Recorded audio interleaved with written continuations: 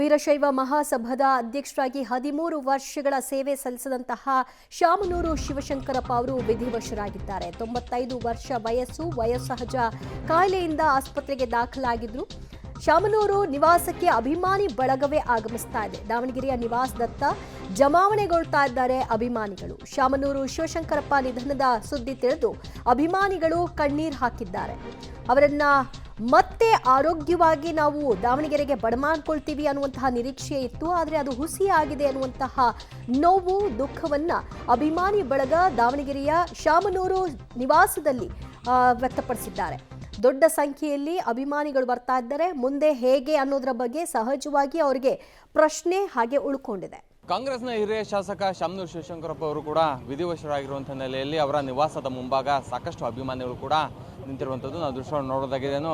ಸಾಕಷ್ಟು ಒಂದು ಕೊಡುಗೆ ಇರುವಂಥದ್ದು ದಾವಣಗೆರೆ ಜಿಲ್ಲೆಯಲ್ಲಿ ಸಾಕಷ್ಟು ಒಂದು ಪ್ರಶ್ನಾತೀತ ನಾಯಕ ಅಂತ ಅಂದರೆ ಶಾಮನೂರು ಶಿವಶಂಕರಪ್ಪ ಅವರು. ಅವರ ಅಗಲಿಕೆಯಿಂದಾಗಿ ಸಾಕಷ್ಟು ಅಭಿಮಾನಿಗಳಾಗಿರ್ಬೋದು ಮತ್ತು ಕಾಂಗ್ರೆಸ್ ಮುಖಂಡರು ಕೂಡ ಆಗಿರ್ಬೋದು ಮತ್ತು ಕಾರ್ಯಕರ್ತರು ಸಾಕಷ್ಟು ಒಂದು ನೋವಿನಲ್ಲಿರುವಂಥದ್ದು. ಯಾಕಂತ ಹೇಳಿದ್ರೆ 95 ವರ್ಷದ ಶಾಮನೂರು ಶಿವಶಂಕರಪ್ಪರು ಕೂಡ ಯಾವುದೇ ರೀತಿಯಂತಹ ಜಾತ್ಯತೀತವಾದಂತಹ ಒಂದು ನಾಯಕರಾಗಿದ್ದರು ಮತ್ತು ಪಕ್ಷಾತೀತವಾಗಿ ಅವರು ಕೆಲಸ ಮಾಡ್ತಾಯಿದ್ರು.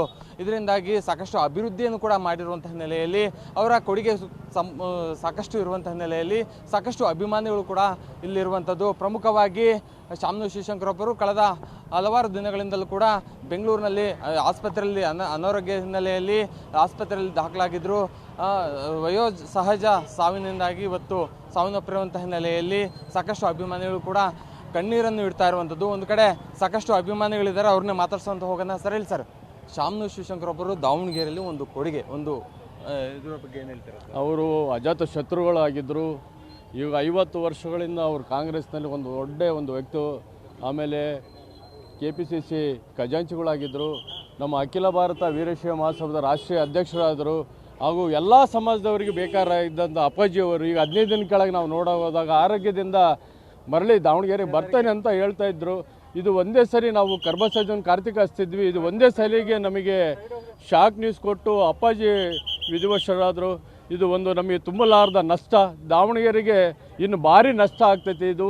ಇದು ನಮಗೆ ಯಾವ ರೀತಿ ನಾವು ಹೇಳ್ಕೊಳಕ್ಕೆ ಆಗ್ತಿಲ್ಲ. ಇದು ಈಗ ಇನ್ನೂ ಒಂದು ವಾರದ ಕೆಳಗೆ ಸನ್ಮಾನ್ಯ SS ಮಲ್ಲಿಕಾರ್ಜುನ ಪ್ರಭಾ ಮೇಡಮ್ ಅವರು ಹಾಗೂ ಎಲ್ಲ ಕಾಂಗ್ರೆಸ್ ಲೀಡರ್ಗಳು ಹೋದಾಗ ಅಪ್ಪಾಜಿ ಆರೋಗ್ಯವಾಗಿ ವಾಪಸ್ ಬರ್ತಾ ಇರ್ತಾರೆ. ನಾವೆಲ್ಲ ಮತ್ತೆ ಅವ್ರನ್ನ ನೋಡಿ ಎಲ್ಲ ದೇವಸ್ಥಾನದಲ್ಲಿ ಅವರು ಬಕ್ಕೇಶ್ವರ ದೇವಸ್ಥಾನ, ಲಿಂಗೇಶ್ವರ ದೇವಸ್ಥಾನ ಅವರು ಹೋಗಿ ಎಲ್ಲ ಒಂದು ಪ್ರಾರ್ಥನೆ ಮಾಡಿ ಎಲ್ಲವೂ ನಾವು ಇದು ಮಾಡಿದಾಗ ಇದು ಒಂದು ಶಾಕ್ ನ್ಯೂಸ್ ಕೊಟ್ಟು ನಮಗೆ ಇಡೀ ದೇಶದಲ್ಲೇ ಒಂದು ತುಂಬಲಾರದ ನಷ್ಟ. ಅವರು ಒಂದು ವರ್ಲ್ಡ್ ರೆಕಾರ್ಡ್. ಇವತ್ತು ಅವರು ಯಾರು ಇಷ್ಟು 96 ವರ್ಷ ಆದರೂ ಅವರು ರಾಜಕೀಯದ ಭೀಷ್ಮ ಆಗಿದ್ದರು. 96 ವರ್ಷ ಆದರೂ ಅವರು MLA ಆಗಿ ಇದು ಒಂದು ಗಿನ್ನಿಸ್ ರೆಕಾರ್ಡು. ಇದು ನಮಗೆ ನಮ್ಮ ದಾವಣಗೆರೆ ಜಿಲ್ಲೆಗೆಲ್ಲ, ನಮ್ಮ ರಾಷ್ಟ್ರಕ್ಕೆ, ನಮ್ಮ ಕರ್ನಾಟಕಕ್ಕೆ ತುಂಬಲಾರದ ನಷ್ಟ. ನಮ್ಮ ವೀರಶೈವ ಮಹಾಸಭಾದಿಂದ ಅವರಿಗೆ ಭಾರಿ ತುಂಬ ಹೃದಯದ ಭಾಳ ನೋವು ಆಗ್ಬಿಟ್ಟಿದೆ ನಮಗೆ. ಈಗ ಅವರು ಅಗಲಿಸಿ ಹೋಗಿದ್ದಾರೆ.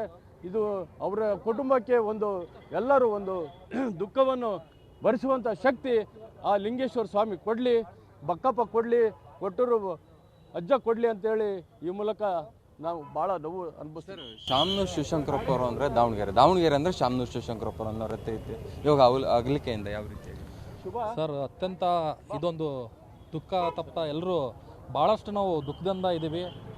ನಮ್ಮ ಯಾವ ರೀತಿ ಆಲೋಚನೆಗಳು ನಮ್ಮ ಏನಿದೆ ಅಂತಂದರೆ ನಮ್ಗೆ ಹೇಳ್ಕೊಳಕ್ಕೆ ಆಗ್ತಾಯಿಲ್ಲ, ನಮಗೆ ಮಾತೇ ಬರ್ತಾಯಿಲ್ಲ, ನಮಗೆ ಜೀರ್ಣ ಮಾಡೋಕ್ಕೆ ಆಗ್ತಾಯಿಲ್ಲ. ನಮಗೆ ಹಿರಿಯರಾದಂಥ ನಮ್ಮ ಏನು ಶಾಮನೂರು ಶಿವಪ್ಪಾಜಿ ಅವರಿದ್ದರು, ಬರ್ತಾರೆ, ಅವರು ಗುಣಮುಖರಾಗಿ ಬರ್ತಾರೆ ಅಂತೇಳಿ ನಾವೆಲ್ಲರೂ ಆಲೋಚನೆ ಮಾಡ್ತಾಯಿದ್ವಿ. ಇದೊಂಥರ ನಮಗೆಲ್ಲರಿಗೂ ಒಂದು ಶಾಕಿಂಗ್ ನ್ಯೂಸ್ ಇದ್ದಂಗೆ. ಯಾಕಂದರೆ 6 ಬಾರಿ ಶಾಸಕರು, 1 ಬಾರಿ ಸಂಸದರಾಗಿದ್ದರು. ಈ ದಾವಣಗೆರೆ ಜಿಲ್ಲೆಯಲ್ಲಿ ಅವ್ರದ್ದೇ ಆದಂಥ ಅಭಿವೃದ್ಧಿಯನ್ನು ನಾವೆಲ್ಲ ಕಾಣ್ತಾ ಇದ್ವಿ, ನಾವು ನೋಡ್ತಾ ಇದ್ವಿ, ನಾವು ಸಣ್ಣರಿದ್ದಂಗಿಂದ ನೋಡ್ತಾ ಇದ್ದೀವಿ. ಅವರು ನಮಗೆಲ್ಲರಿಗೂ ಒಂದು ಅಜ್ಜನ ಪ್ರೀತಿ ಸಿಗ್ತಾಯಿತ್ತು, ಕೆಲವರಿಗೆ ತಂದೆಯ ಪ್ರೀತಿ ಸಿಗ್ತಾಯಿತ್ತು. ನಾವೆಲ್ಲ ಇವತ್ತಿನ ಸಹ ಆ ಪ್ರೀತಿ ಕಳ್ಕೊಂಡು ನಾವೆಲ್ಲರೂ ಇವತ್ತಿನ ಸಹ ನಾವು ರಸ್ತೆಗೆ ಬಂದುಬಿಟ್ಟಿದ್ದೀವಿ ಅಂತ ಅನ್ನಿಸ್ತಾ ಇದೆ. ಯಾಕಂದರೆ ಜಿಲ್ಲೆನೇ ರಾಜ್ಯನೇ ಅನಾಥ ಆಗಿದೆ. ಯಾಕಂದರೆ ಅಂಥ ಒಬ್ಬ ಮುತ್ಸದ್ದಿ ರಾಜಕಾರಣಿ, ಅವರಲ್ಲಿರ್ತಕ್ಕಂಥ ಅಜಾತ ಶತ್ರು, ಇಷ್ಟೊಂದು ಅಜಾತ ಶತ್ರು ಅಂದರೆ ಎಲ್ಲರನ್ನ ಒಳಗೊಂಡಂಥ ಮುತ್ಸದ್ದಿ ರಾಜಕಾರಣಿ ಅಂದರೆ ನಮ್ಮ ಅಪ್ಪಾಜಿಯವರು ಶಾಮನೂರು ಶಿವಶಂಕರಪ್ಪ. ಈಗ ಅವರು ವಿಧಿವಶ ಆಗೋದು ಭಾಳ ನಮಗೆ ದುಃಖ ಆಗಿದೆ.